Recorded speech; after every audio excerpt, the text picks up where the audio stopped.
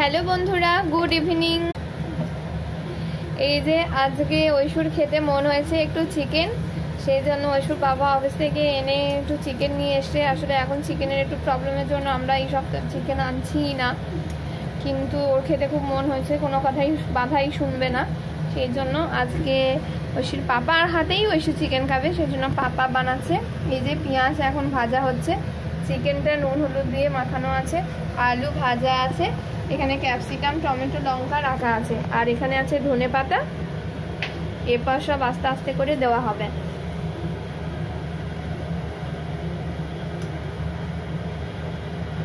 এবারে দেওয়া হচ্ছে ক্যাপসিকাম, এটা বানানো হবে ক্যাপসিকাম চিকেন, তাই তো?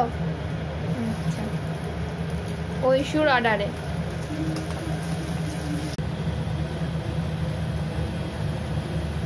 এই যে মশলা এখনো কষা হচ্ছে, আজকে অন্যরকম রাঁধুনি তো, ওই জন্য রান্নার স্টাইলও একটু আলাদা হচ্ছে।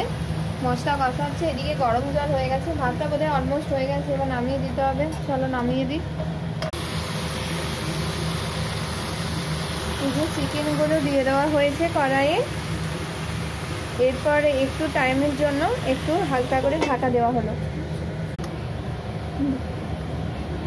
ঢাকাটা খুলে বারবার করে একটু সুন্দর করে কষিয়ে নিতে হবে, এতে মাংসটার টেস্ট আরও ভালো হবে, তাই তো? আর দেখো মাংস থেকে হালকা হালকা জলও ছাড়তে শুরু করেছে।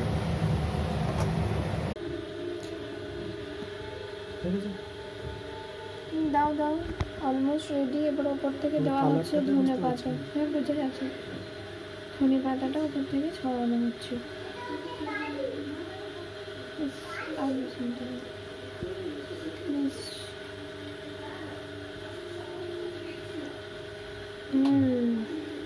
চিকেন অলমোস্ট একদম রেডি টু সার্ভ।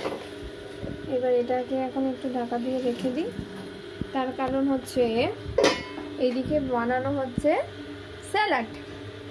পেঁয়াজ হচ্ছে, শসাটা বের করি নাকি। আর এই দেখো বন্ধুরা, স্যালাডও অলমোস্ট রেডি।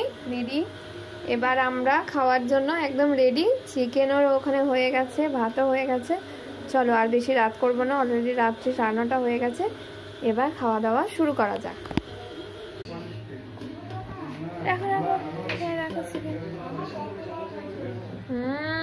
দেখো চিকেনের কালারটা কেমন হয়েছে, ওয়াও দুর্দান্ত হয়েছে। পাপা